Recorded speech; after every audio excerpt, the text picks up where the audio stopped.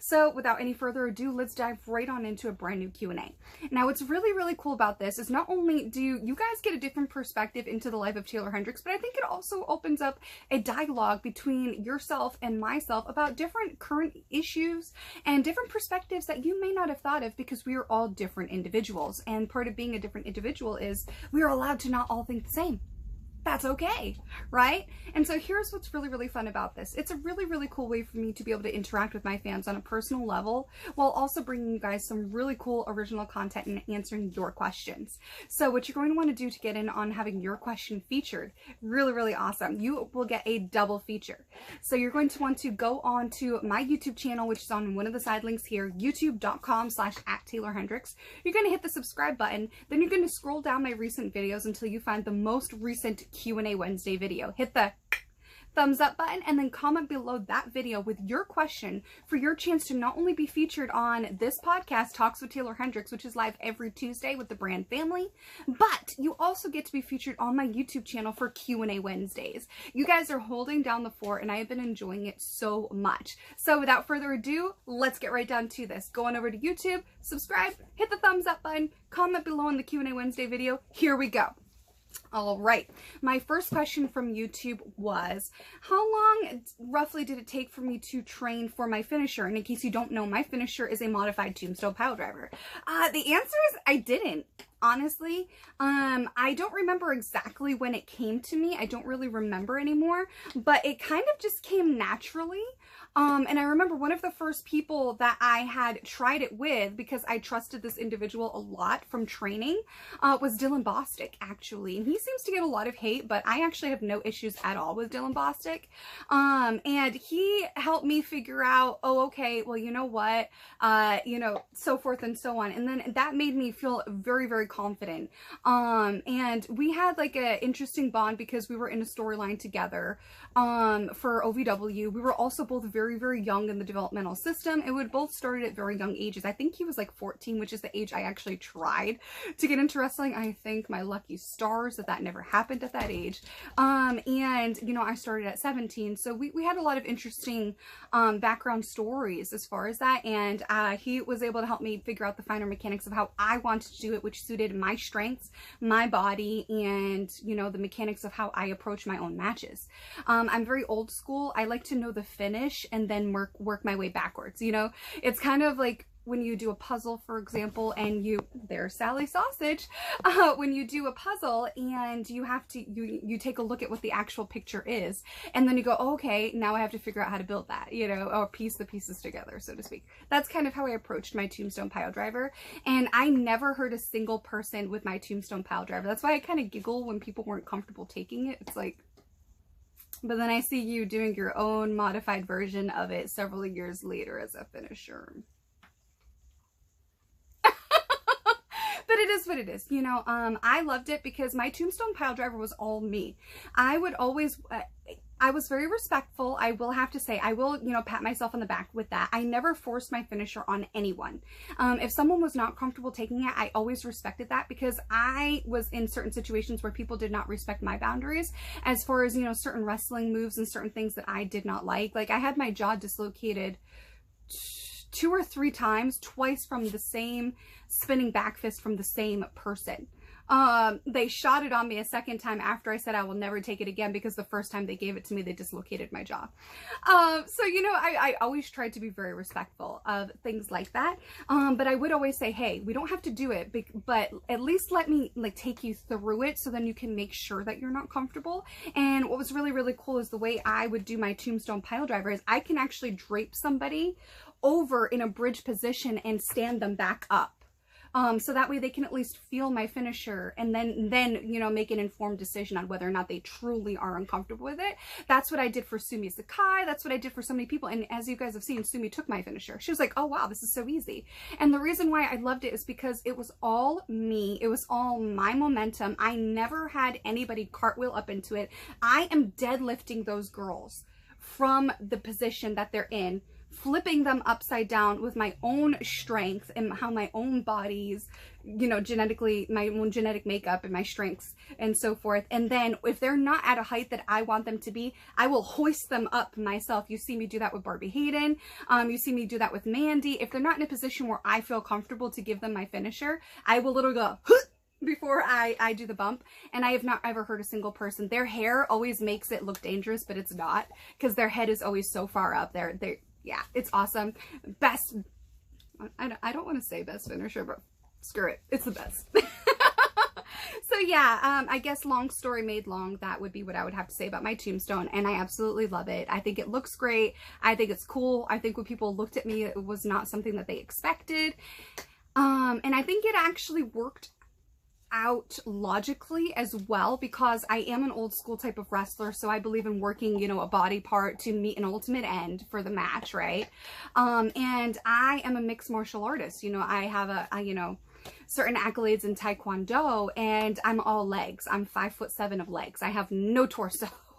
So I am very awkwardly made. So it kind of makes sense to utilize my legs and my lower body strength. And with a tombstone pile driver, you're drilling somebody onto their head, basically, like a tombstone.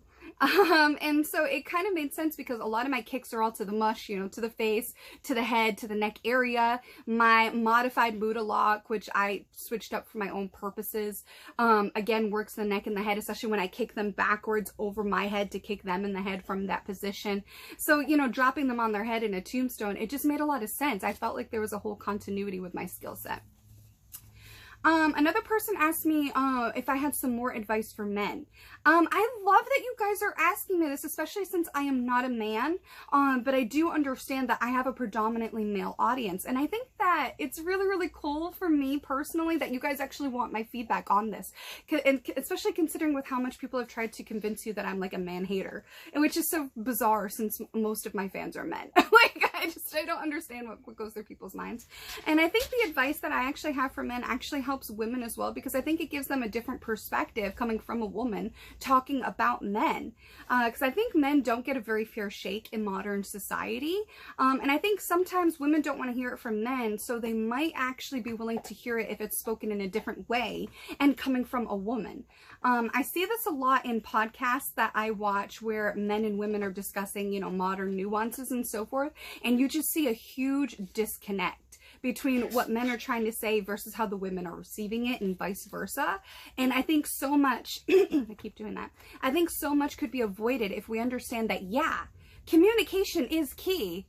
But if communication is in fact key, then comprehension is the lock that the key is used to unlock. You know what I'm saying? You could say something 10 ways to Sunday, but if somebody doesn't understand what you're saying, then your communication is useless. The key doesn't have the lock to open it. You know what I'm saying? And I think that that is really missed in the nuances of modern conversations between men and women. So what I would say to men is, do not decrease your standards just because you're not currently finding women that fit that standard.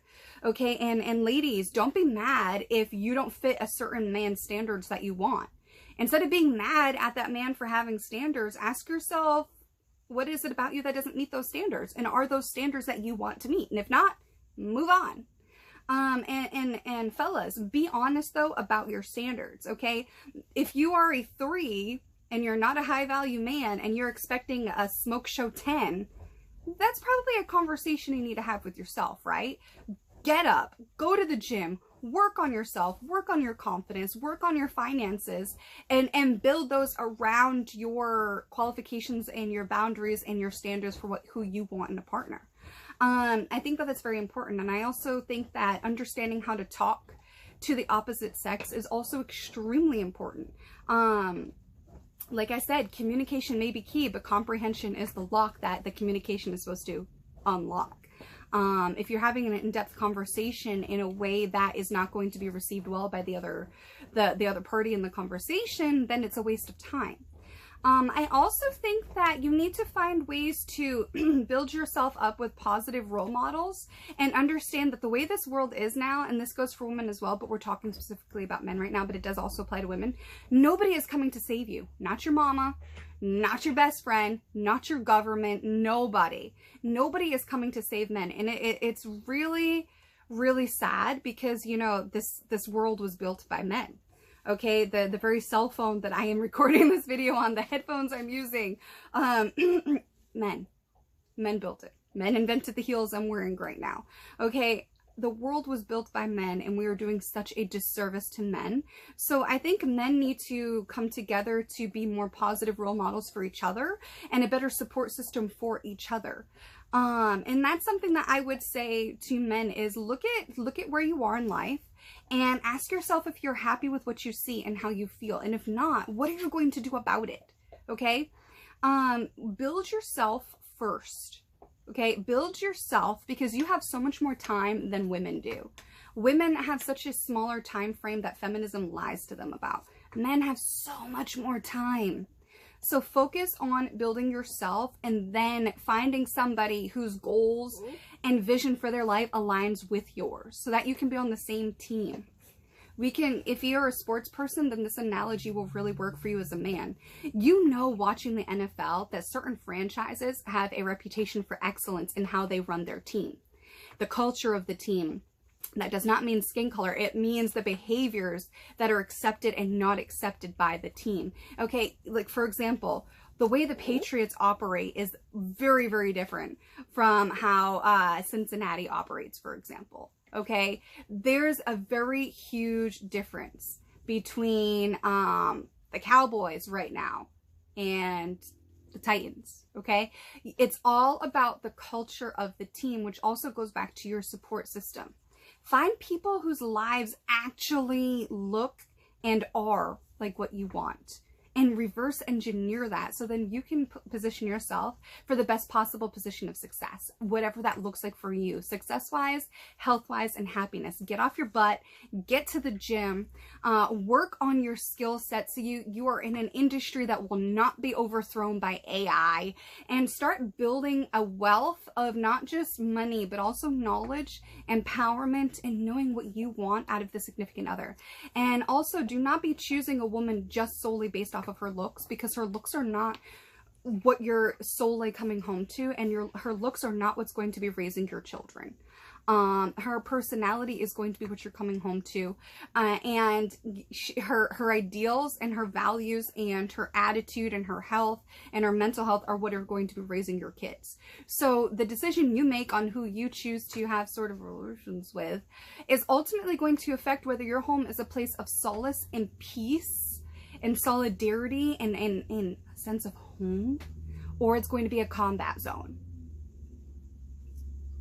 Choice is yours by what you choose. Don't be a simp to the beauty, okay? Do not be a simp to the beauty, okay? It is fake. It is fake. Okay, another person asked me, this is going to be a really long one, I can just tell. Another person asked me my thoughts on The Miz and the environment that he's been in WWE and how some people probably hate him. Listen, there is nothing you can say to me that would make me hate The Miz. Nothing. I 1000% support The Miz. I support his wife, Maurice. I support their family. The reason why is because her husband, Maurice's husband, The Miz, never once ever treated me badly. Never. I was at WWE more than a handful of times. He never treated me badly at all whatsoever. I have no cause for complaint with that man. Nothing remotely even close to a complaint or a misgiving or a hesitation at all. I have nothing but respect for their marriage and for who they are as people, and here's why.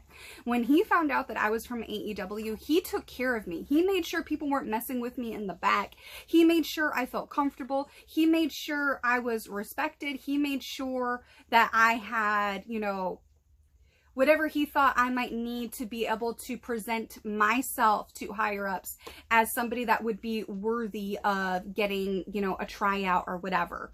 And I really respected that. Randy Orton was the same way. Cody Rhodes has always been the same way. You will never hear me say anything bad about those men, ever. They gave me nothing but respect, and I give them and their families nothing but respect in return. I have never coveted anything that they have possessed. I have always just come at them with nothing but immense respect. It's the same way that I feel about Matt Hardy and Rebby Hardy. I absolutely adore Rebby Hardy, and to me, I have never coveted her husband. I have always thought of her husband from a place of respect because he showed me respect when I was nobody. I met him, I think, when I was 17 or just after turning 18 years old, right? And this is the reason I feel the exact same way about The Miz, so I think the story makes sense to tell. A lot of people, I think, use Rebby Hardy to get to Matt Hardy, and it's just the nature of the business and people wanting clout and fame, which people accuse me of, which I think is absolutely ridiculous. Like, I don't need anybody else's clout. I got my own numbers. Regardless, it's the nature of the business, right? And for me, I'm the complete opposite. I like Rebby Hardy for who she is. Like, I've always just thought she was free with her authenticity and utterly gorgeous and talented. And I never really got to have a relationship with her in wrestling because we were just on different paths and around different people, right?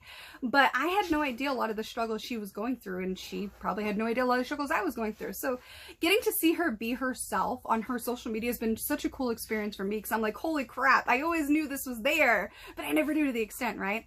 And so for her husband, Matt, it's how the same way I feel about The Miz. Matt Hardy, I was about 17 or 18 years old. I was just getting into the business. I was still in high school when I met him. Me and two people in my friend group, we drove like a couple hours from Massachusetts to Connecticut and waited in this super huge long line at a mall to meet Matt and Jeff Hardy. Jeff was having a really rough day, and Matt was so cool.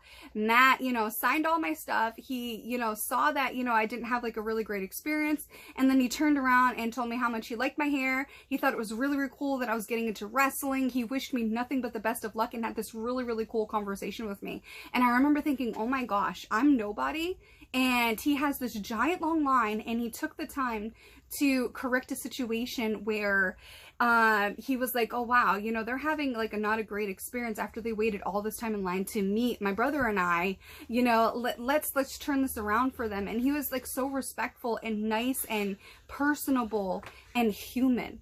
And I thought to myself, wow, one day I'm going to be on shows with this guy, and I want to earn his respect for the respect that he showed me when I was nobody. And that's the exact same way that I feel about The Miz. I was nobody. I was nobody. He didn't have a stake in, you know, my success or whatever. And he still treated me with kindness, decency, respect, and humanity, and recognized my hustle and my talent. And to me, and he asked nothing. He asked for nothing. And so to me, I will always respect these men and their families. Like, there's nothing that you could tell me where I'm like, no, no. And that's the type of person that I am. Like, to me, I want nothing but happiness, health, and success for those men, for their wives, for their families, and I will always be rooting for them to succeed in whatever it is that they want to do because of how they treated me. And that's how I think it goes. You know, loyalty isn't just given. It's also earned. It's also exchanged, okay? That's respect. You know, you can lose respect, but you can also gain it. You can also pass it to someone else. And I think that they gave me an opportunity to pick up what they were passing as far as respect. And to me, that made me want to be even better. That made me want to succeed, so then I could pay it forward. And those, no matter how many concussions I've got, I always remember those exchanges with Randy Orton, with Cody Rhodes, with The Miz, and with Matt Hardy. And I think for The Miz, his loyalty towards WWE is what ultimately has contributed to his success, because if you look, he may not have had those successes and those opportunities to go towards his other dreams besides wrestling if he had not been so staunch in his and steadfast in his loyalty to the WWE, which just goes to show the power of the WWE machine. And I love that for him. I love that for his wife and their family. Why not? You know, if you only focus on hate, that's all you're going to find. To me, I would rather focus on seeing people live their best lives and being happy and being successful and being healthy. And that's why I watch their reality show, Ms. and Mrs., and that's why I'm just always rooting for them to succeed. Another person asked me, what are my thoughts on, this seems kind of racist, in wrestling and or, you know, the term of the divas, and they asked me whether or not I could give my thoughts on it, as well as if I could do so on the brand live with Vince and Taylor and get both of our perspectives. The interesting answer to this actually is that we already talked about this on the brand live with Vince and Taylor a couple weeks ago, and I think that my opinions on it would be very surprising. People like to try to put me in a box and typecast me, and I've always refused to play into that. Like, you're not going to put me in a box, you're not going to confine me. I'm going to be all the things that I've ever wanted to be. And one of them is honest. I am honest to a fault, and a lot of times, you know, people just aren't ready for it. And so for me, I think sex and wrestling, it's almost to the point where you can't have one without the other. And that's really, really sad, because how many times have you heard wrestlers say, oh, we're a family? Last I checked, you're not supposed to want to do that with your family. Make that make sense. Make that make sense to me. Also, too, I think it's very hard for them to have relationships outside of the business when you're on the road so much. Nobody truly understands that except other wrestlers. But then you run the gamut of how many people have they been with, what's their body count, and who you Eskimos with, and the next thing you know, it's everybody and everybody, and it's just a mess. But whenever you try to say something, people don't like that very much, because they like the free access. You know, there's a lot of girls that might not get these guys that look like Adonises or whatever. You know, I'm so desensitized to it because I've been around it since I was a minor. So to me, it's just like, that's why you'll hear me say, a six-pack of abs, ladies, does not mean that man's going to love you the way that you need to be loved in your love language, okay? A six-pack of abs does not make that person loyal, okay? Just the same, in the reverse, just because she has pretty looks doesn't mean she's going to be a pretty wife, you know? And I think that that's very much indicative of the business and of society. We glorify all of these movies where the dude has to have a six-pack of abs and look like Thor, right? So then girls that, you know, realistically speaking, may not attract that, expect that. And vice versa with men, too. So I think it's just really, really interesting how that is created.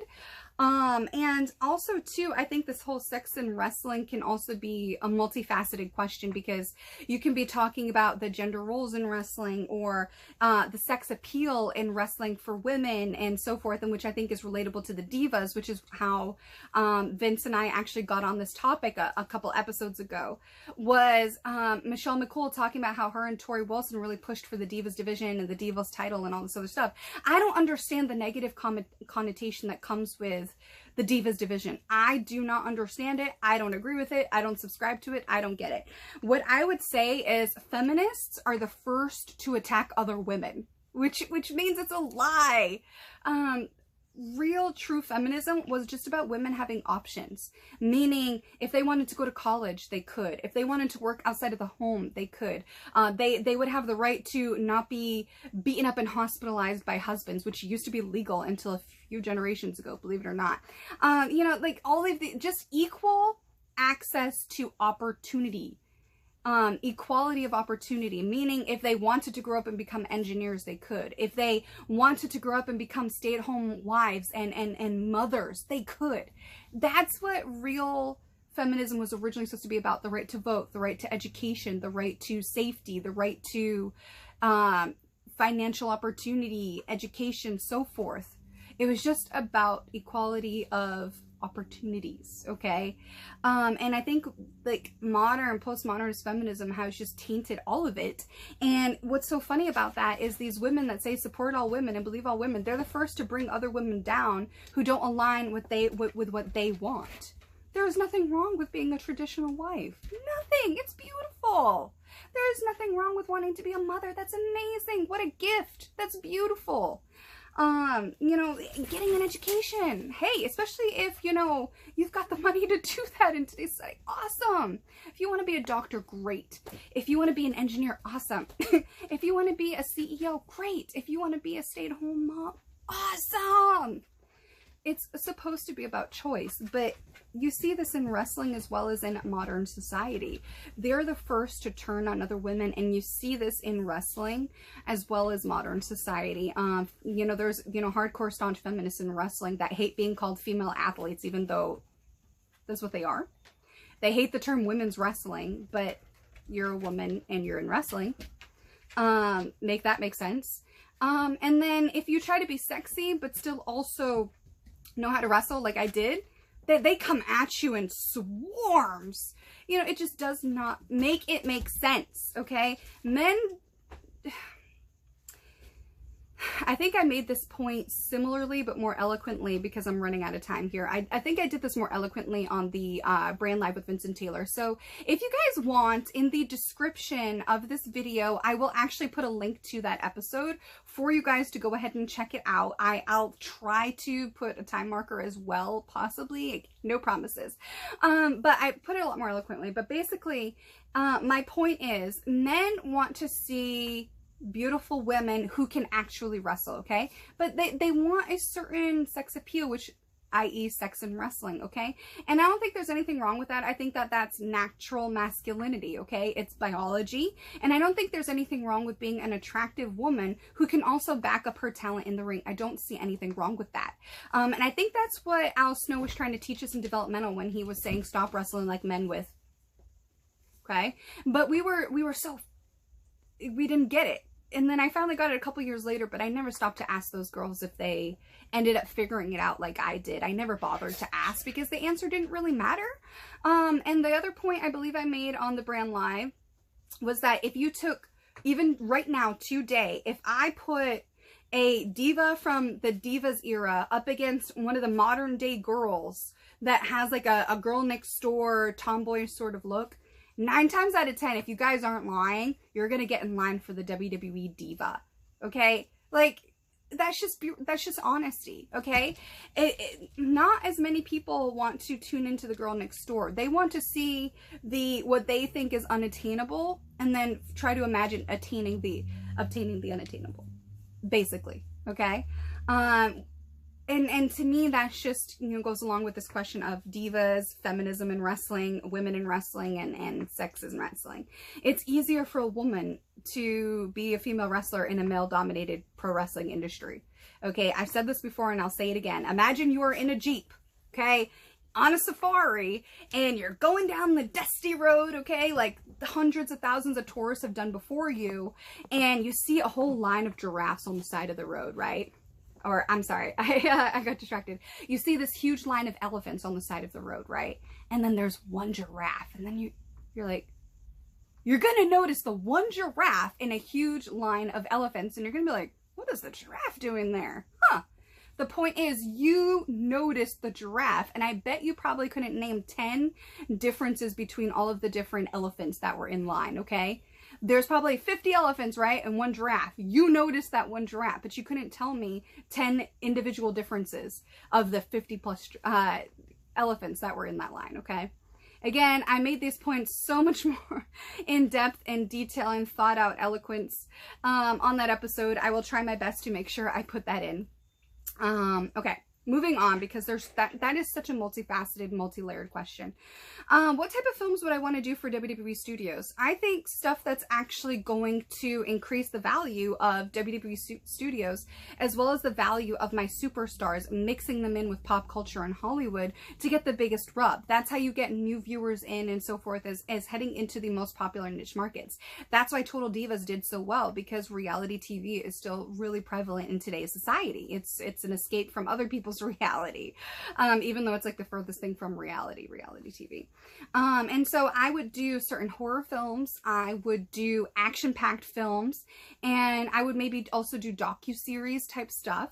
And that's what I would mostly focus on, as well as maybe some rom-coms, but I would be very careful with what superstars I put in what roles, because everything that you do as a person in the public eye with any sort of leverage that can be lost, you have to be careful with what you say, what you do, how you look, how you act. They'll blow anything out of proportion. So that's what I would do, and focus on making myself a conglomerate that's taken seriously in that regard, as well as using that as a marketing machine for stuff like WrestleMania, and as a leverage too to keep my superstars loyal to my company. Because if you notice, after a year of being released from WWE, their numbers go down, their social media traction goes down and stuff, because it's all the WWE marketing machine. A lot of these people get such big heads that they forget the only reason that they got into those magazines and those interviews and those TV shows and movies and all this other stuff is because they were in the WWE. It's not just because of themselves, okay? The WWE can put anybody they want into those particular spots, okay? You were chosen, okay? You were chosen. You didn't get that all on your own. You got that because of the WWE machine. Someone asked me, is it an easy transition to go from pro wrestler to MMA, or does it take just as much work? This is also a loaded question, because if you look at the performances, I will say, of professional wrestlers going into professional fighting combat sports, they 9 times out of 10 get their butts handed to them. I think one of the more successful people would be, you know, Brock Lesnar. But he's a different beast. You know, he was a huge dude even before steroids, okay? He is an anomaly. So he's more the exception to the rule. I think at a certain point, Ken Shamrock. I think it's an easier transition for professional athletes to transition to pro wrestling, as opposed to professional wrestlers transitioning to combat sports. I think it's definitely skewed in one person's direction more so than the other, I would say, because you have to really have your fighting skills and your mindset and stuff together to be a professional combat athlete. Professional wrestlers, it's different. It's different. Look at the numbers if you don't believe me, okay? Ronda Rousey, hands down, could literally win in a fight against any of the, you know, most of the women, you know? She worked really hard for those skills. Yeah, I really have a lot of respect for Ronda Rousey. I really dig her vibe and how she approaches a lot of different things. And she's just brutally honest. And I think a lot of people just aren't ready for that. But yeah, and I think for MMA and other combat sports specialists, the issue they struggle with is not going hard. You know what I'm saying? Like they have to learn how to pull the punches. They have to learn how to not fully tighten up on these certain moves and so forth and so on, because it's a performance sport now, not a combat sport. It's a little different. It's a little different. Would I ever consider doing movie reviews on my channel? I think I've done some before. I definitely want to do more. I think that would be a lot of fun. Surprise movie of the year. I don't know. I would have to go and check some stuff out before I can answer that question. I genuinely don't know. I was very surprised for the success of Cocaine Bear. That's for sure. That was not on my bingo card for 2023. Would I ever go to a horror convention? Absolutely. I love conventions. I love getting to interact with my fans in person and stuff, and like just be around that. When I got to see like Eliza Dushku at I don't remember if it was Rhode Island Comic Con or Dallas. I don't remember. But that was really, really cool. I also got to do like celebrity laser tag, which was really, really cool. There was like me. There were like 90s bands, and, you know, there was people that are actors from Nickelodeon and stuff. So I felt really, really cool. Not gonna lie, I was really feeling myself that day. And it was like for charity too, which is extra awesome. And I love laser tag. Like, I can't even begin to tell you how much I love laser tag. Do I prefer heel or babyface? Heel, hands down. People, I think, I would say, like to hate me. So to me, it was always much more fun and almost cathartic in a way, and therapeutic to be a heel, because I could take all of the energy that I ever had from being bullied my entire life, from pretty much birth and kindergarten all the way through my entire career in the wrestling business, and be able to project that outward into a character that was believable, because I had so much experience dealing with it. And so for me, I much preferred that. I felt like being a baby face was difficult. I obviously can do it, but I felt it was difficult in a way because I felt like I had to put a piece of myself out there that wasn't always truly respected. And so there's a certain amount of, I would say, vulnerability that comes along with being a really good, authentic baby face. And some people are really good at pretending to be good, because it's easier to pretend to be something you're not. Betty Davis actually said this in an interview one time. I love her savageness. She's so honest. Like, nobody was ready for it. She always said something about the good girls on the screen are always bitches in real life.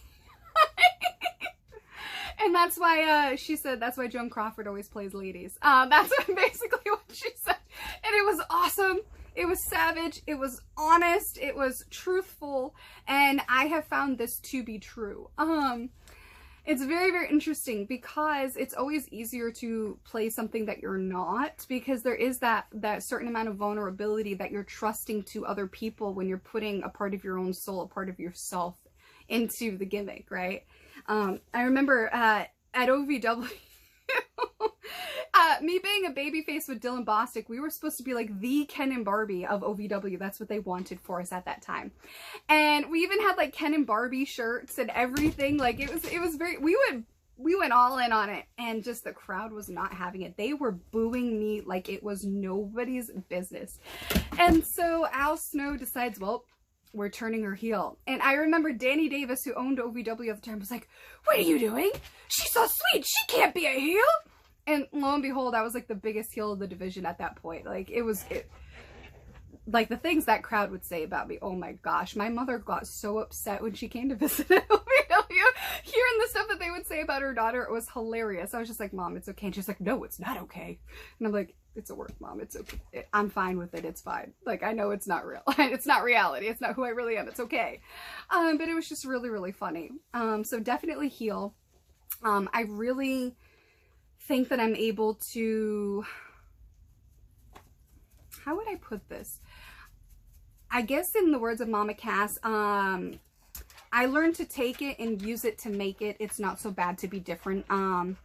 Different is hard, different is lonely, and different is heartache, different is pain, but I'd rather be different than be the same. And I think that is 100% spot on, and that's how I was able to, I live my life every day by that, and I would rather be different than be the same, whether in wrestling or just out in the real world. And I think that being a heel allowed me to have this outlet of creativity, using all the bad things that I experienced in my life and in my career and turning them into something that I became in control over. You know, using, you know, bad things as motivation to be better and to show up better and represent better and demand better. And to me, that's what being a heel really, that opportunity provided me with, I think.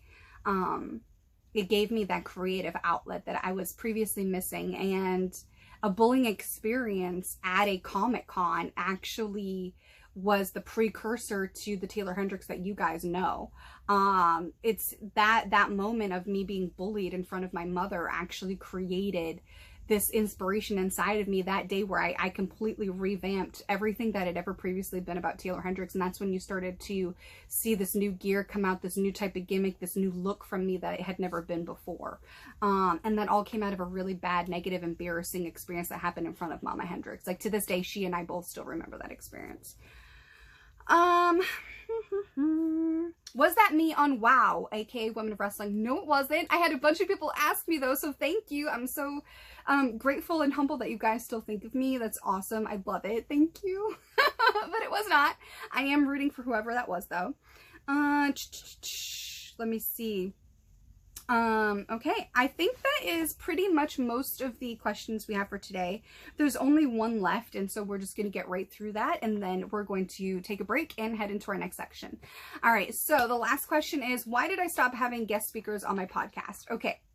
I haven't necessarily stopped for good. I just took a hiatus from that, and here's why. Somebody who was very vocal during the 2020 movement in pro wrestling, they pretended to get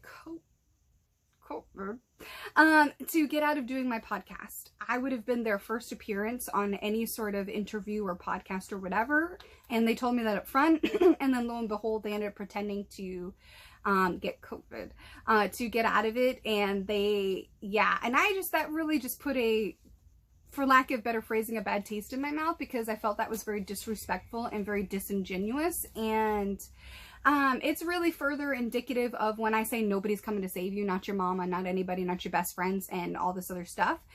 So I decided to just rely on myself and my own brain and my own content and my own fans, instead of trying to get other people to jump on board and believe in what I'm doing. Like, if you don't believe in what I'm doing, okay, then it's not for you. I'm still going to do me, and I'm still going to build up my podcast as something that you can only find on my podcast, on my brand, my Taeler Hendrix-ness, I guess. Like, I feel like there's some sort of continuity in almost everything that I do where you can be like, oh, that's Taeler Hendrix. The way I speak, oh, that's Taeler Hendrix. The way I dress, the way I present myself, the way I approach my fans, the Taeler Army, like, oh, that's Taeler Hendrix. And that has never really been reliant on other people, just me. Because it's my fan base, it's my brand, it's my legacy, it's my body of work. And so that was the real game changer for me. That doesn't mean I won't ever have anybody ever again. It just means that I'm not really focused on that. I would rather rely on myself and my own skills and build from there, and then have other people come in. Like, I've had NFL Super Bowl champions on my podcast. I've had, you know, motivational speakers, WWE Hall of Famers, and Grammy nominated artists, and so much more. So I am very proud of the interviews I have done, and I'm very proud of where my podcast is going regardless. I'm having so much fun with it. Alrighty, everyone, this has been the latest Q&A where I answer your fan questions. So thank you so much. Definitely go ahead and hit the thumbs up button and the subscribe button on my YouTube channel, and comment below the latest QnA Wednesday video for your chance to be featured on this podcast for Talks with Taeler Hendrix on Tuesdays, as well as QnA Wednesdays on my YouTube channel, All Things Taeler. Double whammy for the price of one. Love that show, and we will be right back.